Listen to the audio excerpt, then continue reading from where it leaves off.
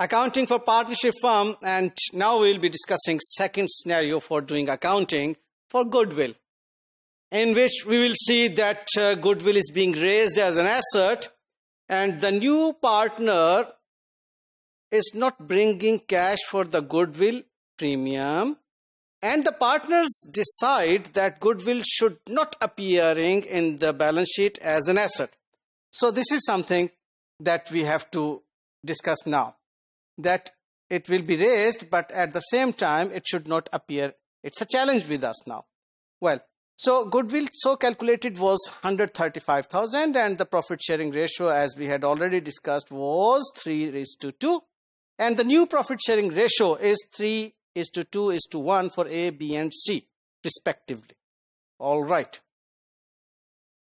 So the journal entry will be, first of all, we will raise the goodwill in the old profit sharing ratio as we have already discussed in the previous scenario. All right. So we are very much confident on this accounting entry. But at the same time, we have to write off goodwill. In order to write off the goodwill, all the three partners will be debited and goodwill account will be credited.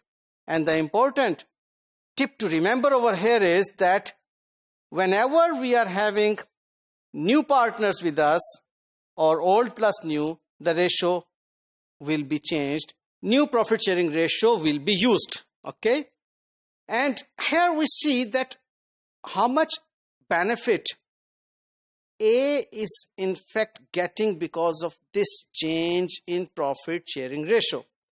You see, before A was being credited with 81,000. Just see this 81,000.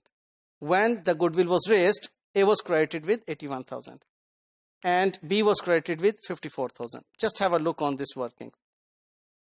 When we raised the goodwill, A was credited with 81,000 and B was credited with 54,000. And when we are in fact writing off the goodwill,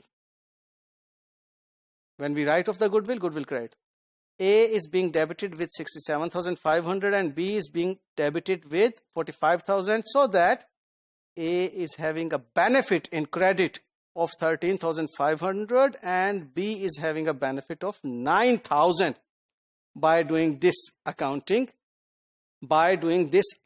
treatment. So A's benefit and B's benefit is in fact equal to the share of C, the new coming partner, in the total amount of goodwill, which is 1/6 equals to 22,500. So now you got the logic that why we do like this. And the important tip to remember is in this module is that always use new profit sharing ratio when all the partners are being debited or being credited in the accounting entry. So this is very easy tip. When you are having old partners, use the old profit sharing ratio. When you are having new partners in your accounting entry, use the new profit sharing ratio. And that's it. Okay? Thank you.